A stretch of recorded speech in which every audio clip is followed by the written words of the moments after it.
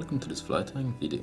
Today we're going to tie a semi-realistic Caddis Larva. In the vise I have this Partridge emerger size 8, which is size 14, and this one is this Czech Nymph fine. It's a really great hook for tying Caddis Larva. To start this fly I'm going to use this Uni 6/0 in white, and what you want to do is take 3 pieces of this thread, and these are going to be the gills here at the bottom.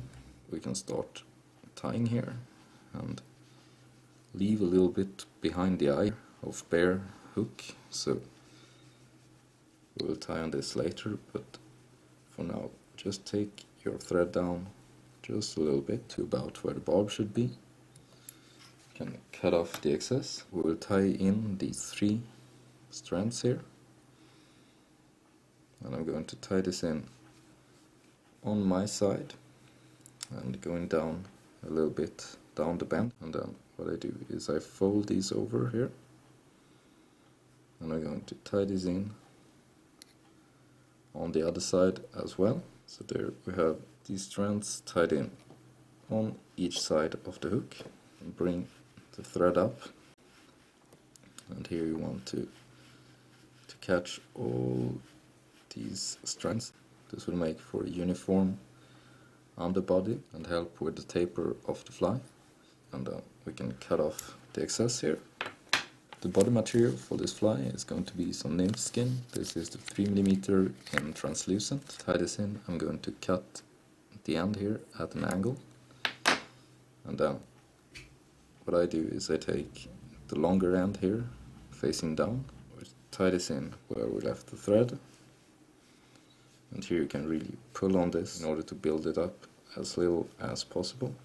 You want to keep this fly fairly thin, so then you want to go up once again right to about here. We can really tie down this little piece here, and now we're done with this 6/0, so just whip finish. For the rest of the fly I'm going to use this Nanosilk from Semperfli 18/0 in olive. So we'll start this where we left the other one, and now we're going for this fly to have some gills on the underside. So this is going to be the same technique that I used in my semi-realistic Batis nymph, but this time I'm going to use this white thread again. So here I want to take about 10 strands of this, and you want to have these fairly long. It's easier to manage this way. And then we're going to tie this in right here at the 1/3 part of the fly. So tie it in the middle. I start by tying this down on my side, and then I'm going to bring this over on the other side, and with a few heavy turns tie this down, and for now we'll leave the thread there. We can bring these a little bit forward, it's just so it's easier to manage, and then we're going to start building up the body here. So what you do is you do 1 turn first,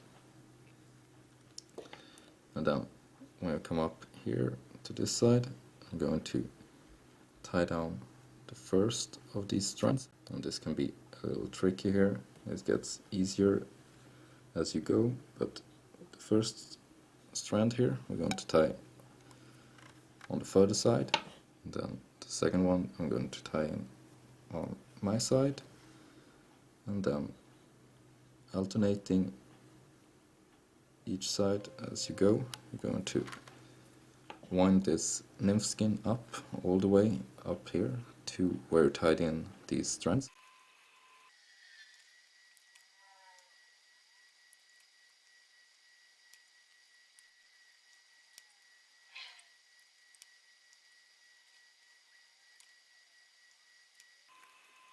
And then when you come up here to the last turn, I will just do 1 turn more, and you come up here to the last turn, take your thread, and you want to bind this down really well.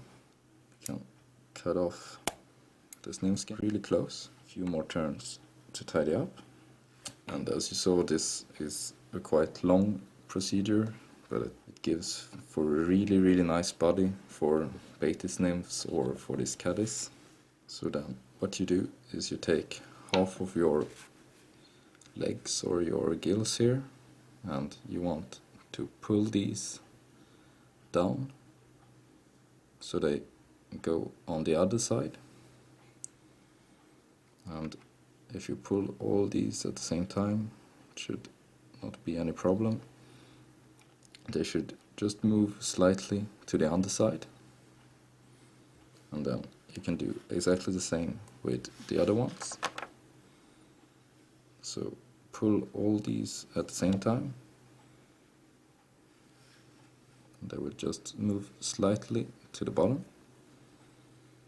Then you can grab all of these at the same time, and holding them like this right up, you can then come in with your scissors and start cutting these off. And you want to cut these off just slightly, so that the ones that are in front are slightly longer than the ones at the back. Then for the front part here of the fly, the thorax and the legs and all this, I'm going to grab the same nymph skin again, and I will just tie this in right here at the front of the fly, and then we can bring this back. And you want to bring this back just a little bit over the nymph skin you tied in earlier.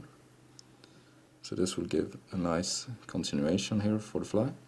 Bind this down really well, and then a few turns to tidy up. You can cut off this excess here in front, and then bring back your thread here right at where you tied in this nymph skin here. For this semi-realistic version, I'm going to go with some spiky dubbing as for the Czech nymphs, so it will just give the impression of legs but make for a really nice fly. So for this I'm going to go with this fox squirrel, and this is this nice spiky dubbing, and I'm going to mix this with this life cycle dark brown dubbing.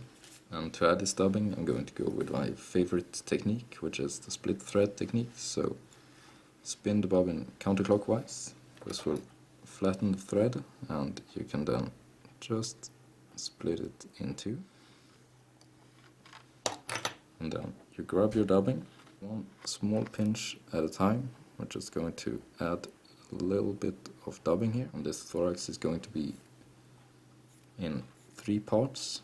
So for this first one, just add a little bit of dubbing, then spin the bobbin clockwise again.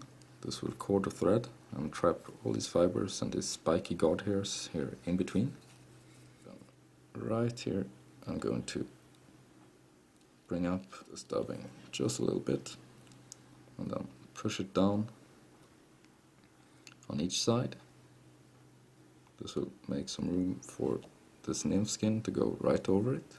And then bind this down really well. A couple of turns, then a couple of turns in front, and then we'll repeat this a second time. So first do a couple of turns really to secure this, then spin the bobbin counterclockwise again, split it, and then add just a little bit more dubbing, cord the thread again, and then continue building up this thorax here just a little, and this will be the next segment here. So push it down on each side, bring over the nymph skin, and here you really want to pull on this, and this segment you want it to be slightly shorter than the previous one. So a couple of turns. We'll do exactly the same just for the head here. We're going to grab just the tiniest bit of dubbing here for the front. So here you don't want much at all, so this is enough. So cord your thread again by spinning the bobbin, come up here right at the front, and for each turn you want to pull this dubbing here right back. This will keep any fibers from going out over the eye. So try to make a neat fly as possible. Then we're going to bring this nymph skin up once again, tie this down for the last time. This will make this little head on the fly. Then pull back everything and a few turns right in front. And then you can pull on this nymph skin here, and with your scissors you can cut it off really close. The last thing to do is to whip finish, and you can whip finish right here at the same spot.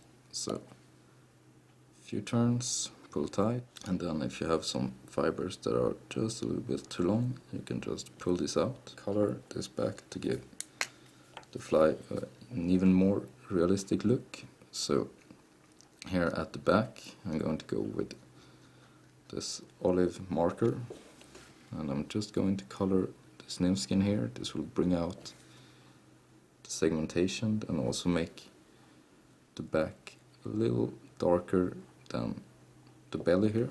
For the front part, as Caddis Larva usually have a much darker thorax and head, I'm going to go with this.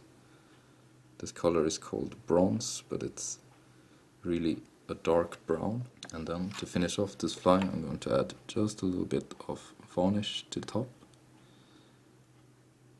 This will secure this nymph skin here and also really make the fly shine and give this nice and buggy look to it. I almost forgot, you also have to cut these gills here off at the back.